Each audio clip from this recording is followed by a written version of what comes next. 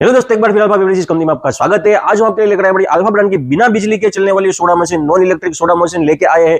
तीन डिफरेंट हमारे पास model available है।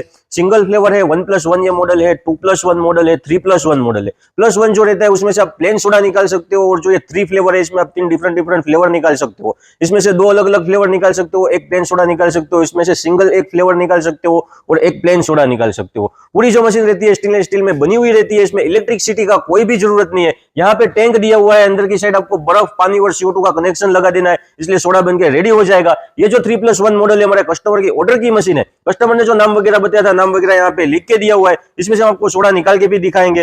यहाँ पे हमने ग्रीन एप्पल फ्लेवर फिल किया हुआ है, आप देख सकते हो। बिना बिजली से पूरी तरह से ये मशीन चलती है। ये ब्लूबेरी फ्लेवर है।